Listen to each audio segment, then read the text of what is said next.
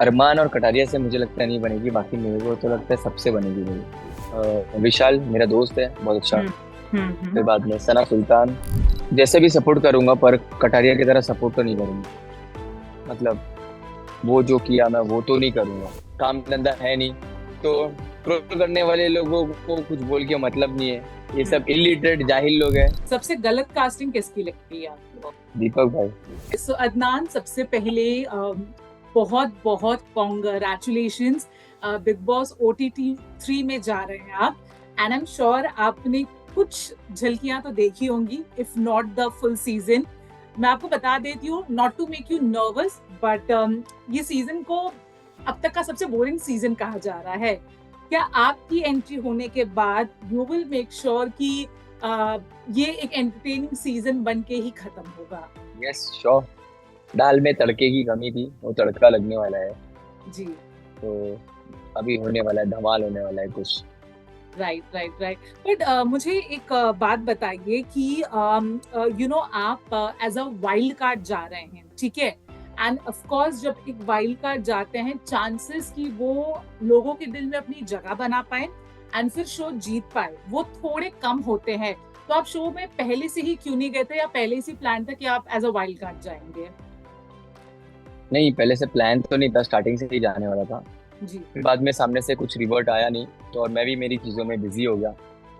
फिर all of a sudden आया अभी, कुछ ही दिन पहले। हम्म तो मैं थोड़ा सोच रहा था कि अब बीच में जाना, फिर मैं भी सोच रहा था कि यार सही रहेगा या नहीं।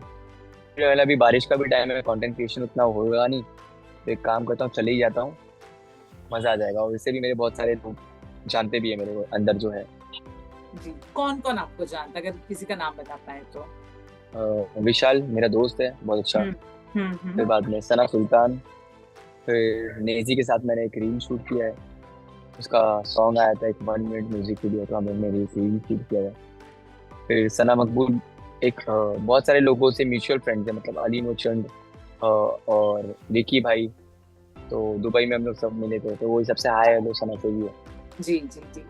तो विशाल आपके बहुत अच्छे दोस्त हैं। विशाल के साथ हाल ही में क्या हुआ आपने देखा है, और अभी भी वो चल ही रहा है कोल्ड वॉर, ठीक है? अरमान और कृतिका हम्म। कहीं ना कहीं से उन्हें ताना कस रहे हैं, वो चल ही रहा है। अब जब आप घर में जाओगे, आप किस तरह से, ऑफ कोर्स आप ट्राई करोगे कि विशाल अपनी लड़ाई खुद लड़े, लेकिन अगर जरूरत पड़े तो आप विशाल को किस तरीके से हम्म। सपोर्ट करने वाले हैं अगेंस्ट अरमान एंड कृतिका? हम्म। जैसे भी सपोर्ट करूंगा पर कटारिया की तरह सपोर्ट तो नहीं करूंगा। मतलब वो जो किया मैं वो तो नहीं करूंगा। मेरा भी जो रहेगा सपोर्ट वो बहुत ज्यादा रियल रहेगा, और लिटरली खड़े रहूंगा मैं इसके लिए। जी जी। कटारिया के बाद ये आप ही नहीं, ये काफी लोग कह रहे हैं कि जिस तरह से कटारिया को स्टैंड लेना चाहिए था उसने नहीं लिया वो स्टैंड, एंड इसकी वजह से चीजें बहुत आउट ऑफ प्रपोर्शन हो गई। आपको क्या लगता है कि कहाँ पे कटारिया ने क्या गलत किया और उसे क्या करना चाहिए था? मेरे हिसाब से जैसे कटारिया को अरमान ने पूछा कि क्या बोला, अगर तू मेरी जगह होता तो तू क्या करता, तो कटारिया ने बोला कि भाई मैं तो रेपड़ खींच देता। ये बोलने के बदले उसको ये बोलना चाहिए था, अरमान को पकड़ के साइड में लेके आके उसको काम करना चाहिए था जब तक का वो पूरी तरीके से शांत नहीं हो जाता। ये करना चाहिए था। जी या तो विशाल को अलग करके डांट के अलग भेजना चाहिए था, फिर अरमान को समझाना चाहिए था ताकि चीजें शांत हो जाए। पर वो उल्टा आग में घी डालने का काम कर दिया, वो चीज बोल दिया। तो जी उसके बाद फिर इसने हाथ छोड़ दिया, तो जो कि है गलत। जी। यू नो आपने एल्विश के खिलाफ पहले हमने देखे कुछ, उन्हें रोस्ट किया या ताने कैसे, ऐसा हुआ है। एंड कटारिया एल्विश के बहुत अच्छे दोस्त हैं। अब ऐसा आपको देख के भी लग रहा है कहीं ना कहीं आप कटारिया से ऑलरेडी थोड़े नाखुश है। तो घर में क्या जाके लगता है कि चीजें आपके और कटारिया के बीच में सही होंगी, या there is a very big chance की प्रॉब्लम्स होंगी, झगड़े होंगे? मैं झगड़े करने के हिसाब से तो नहीं आ रहा हूँ, पर कोई आएगा झगड़े करने तो फिर छोड़ूंगा भी नहीं, फिर वो चाहे जी कटारिया हो चाहे कोई भी हो। जी। अच्छा, फैजू का क्या रिएक्शन था स्पेशली इस पे? बिकॉज फैजू को तो आई थिंक कई बार बिग बॉस का ऑफर आया है, उन्होंने एक्सेप्ट नहीं किया, तो स्पेशली उनका क्या रिएक्शन था? यही बोला, बोला सोच समझ के खेलना, दिमाग से खेलना, कुछ भी मत बोल देना, हाथ नहीं छोड़ना। हाथ नहीं छोड़ना बार बार बोले उन लोग। मेरे जी। सब दोस्त लोग और घर वाले ही बोले हाथ मत छोड़ना। क्यों ऐसा कुछ है कि शायद आप थोड़ा हाथ उठ जाता है अगर बहुत कोई आपको कुछ गलत बोल दे, थोड़ा ऐसा कुछ? थोड़ा ज्यादा, थोड़ा ज्यादा है। जी। मुझे ये बताइए कि शो में आपको इस वक्त एज अ प्लेयर सबसे ज्यादा कौन पसंद है? एज ए प्लेयर नहीं जी। नेजी, ओके। एक और बात मुझे आपसे कहनी थी अदनान, एल्विश भी as a wild card contestant गए, इनफैक्ट ही is the only wild card contestant जिन्होंने शो जीता। डेफिनेटली आपकी जर्नी अलग है, उनकी जर्नी अलग है, बट डू यू थिंक कहीं ना कहीं एल्विश की जो आर्मी है वो ये कंपेयर करेंगे कि देखते हैं आप ये शो जीतते हैं या नहीं, बिकॉज आप भी एज अ वाइल्ड कार्ड जा रहे हो? हम्म, करने दो, उन लोगों को करने से कुछ नहीं होता है। और मुझे पता है, मेरी ऑडियंस पे भरोसा है, मेरे लोगों पे भरोसा है। किससे आपको लगता है आपकी बनेगी और किससे आपको ऐसा लगता है कि शायद ना बने? आपको वो कहते हैं ना, हम वाइब समझ जाते हैं, तो वैसा अगर आप कुछ कहना चाहें। अरमान और कटारिया से मुझे लगता है नहीं बनेगी, बाकी मेरे को तो लगता है सबसे बनेगी मेरी। जी जी जी। और ये जो पूरा इंसिडेंट हुआ, हमने घर में देख लिया कि अरमान ने हाथ उठाया, लेकिन फिर भी उन्हें घर से निकाला नहीं गया, एक बहुत ही छोटी सजा दी है। कहीं ना कहीं जब आपके पेरेंट्स ने ये सब देखा, बिकॉज विशाल के पेरेंट्स अब थोड़े से डरे हुए हैं कि हाथ तो उठा दिया, कहीं कुछ और ना कर ले, तो आपके पेरेंट्स ने स्पेशली क्या बोला? क्योंकि आपने कहा जैसे खुद भी थोड़े अग्रेसिव है उस मामले में, एंड वहां पे तो ऑलरेडी लोग हैं, तो कुछ पेरेंट्स ने कंसर्न दिखाया है, आपको कुछ कहा है? मेरे पेरेंट्स जानते हैं मेरे को, तो मेरे को भी यही बोले कि तू भी हाथ मत छोड़ना। आखिरी कुछ सवाल, आपको क्या लगता है ये सीजन में ऐसा क्या मिसिंग है कि लोगों का टेंशन, अब अगर हम ये सिर्फ स्लैप इंसिडेंट को निकाल दे तो इसके अलावा ऐसा सीजन में कुछ हुआ ही नहीं है कि लोग एक्साइटेड हो सीजन को लेके? एज अ व्यूवर आपको क्या लगा, ये सीजन कहाँ गलत गया है? मुझे ऐसा लगता है कास्टिंग कास्टिंग में दिक्कत है। हम्म जब मेरे को कॉल आया था, मेरा नहीं हुआ था, मेरे को तो लगा था कि बहुत खतरनाक खतरनाक प्लेयर हूँ मैं। पर अभी देख रहा हूँ तो सब बचकाने, तो मतलब आधे से ज्यादा हम्म। बहुत कमी है जो अच्छे अच्छे है। और इन लोग की जो एक्सपेक्टेशन थी वो कुछ अलग थी। पर अब जब देखते हैं अब वो मिला नहीं है, तो वो चीज़ फुलफिल करने के लिए आ रहा हूँ मैं। जी। हो जाएगी वो चीज़ भी पूरी। सबसे गलत कास्टिंग किसकी लगती है आपको? मतलब शायद बहुत नाम होंगे, बट एक अगर आपको नाम हो। और दीपक भाई। दीपक जी इंसान अच्छे हैं, लेकिन बिग बॉस के हिसाब से थोड़ी इंसान कास्टिंग अच्छे है सही वो, बिग बॉस के हिसाब से नहीं, हाँ। जी जी जी जी।